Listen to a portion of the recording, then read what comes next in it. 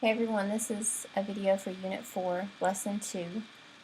I'm doing the examples from the notes, and I'm going to do 1 through 3 on this video.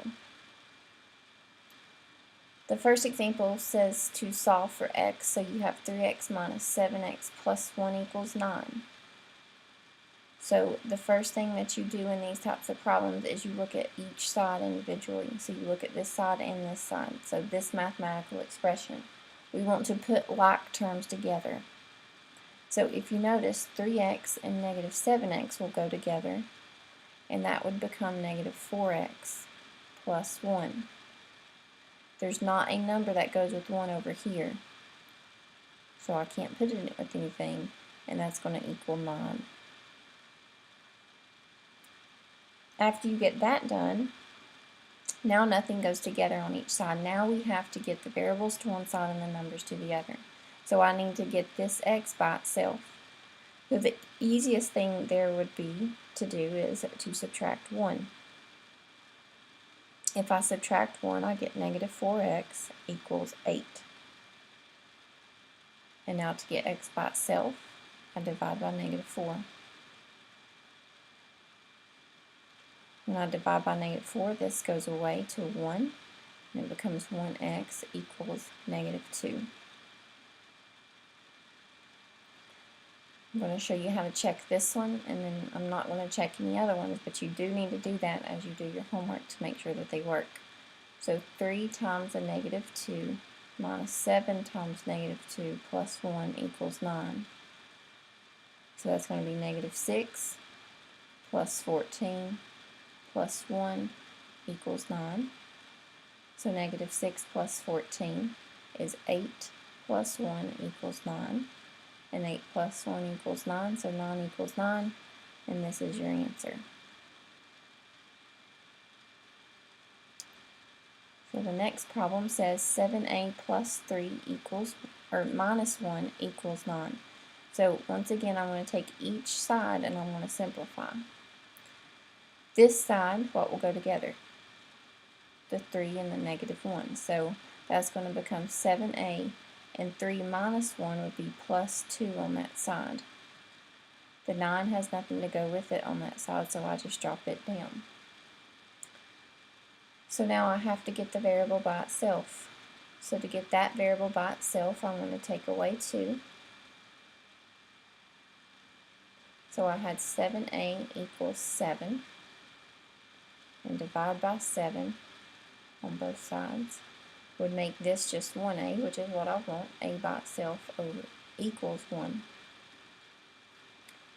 I'll just go ahead and check that real quick so you'll understand that process. So I'll go back to the original and plug in 1 for a and see if it is the same on this side as it is on this side. So I have 7 plus 3 minus 1, and 7 plus 3 is 10. Minus 1 is 9 equals 9. So this is the answer since I got a true statement over here. Okay, and the next problem looks a little bit more complicated, but you have 6 times this binomial, 2n minus 1, plus 2n equals negative 20. So you do look at each piece and you simplify each side before you start moving things. So to simplify this side, I have to get rid of the parentheses first. So I'm going to distribute the 6 through. So that would become 12n minus 6. Now I don't distribute the 6 to the 2n because it wasn't in parentheses. And then the negative 20 has nothing to go with it. So now evaluate this now. What will go together? Well, the 12n and the 2n will go together. It's on the same side. So that becomes 14n minus 6 equals negative 20. Now the next thing I need to do is get n by itself. So to do that, I have to get rid of the 14 and the negative 6. How do I get rid of this negative 6? Is I add 6. So I have 14n equals negative 14. To get n by itself, I would divide by 14. and get n equals -1. Go back up here and plug that in to check it.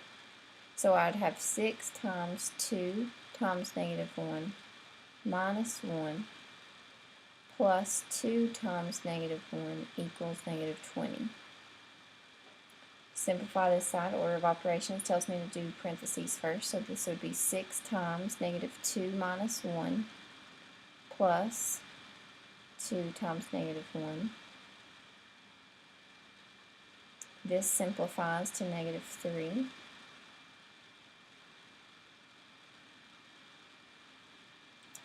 Then multiplication comes next, so this piece would be -18, and this piece would be -2.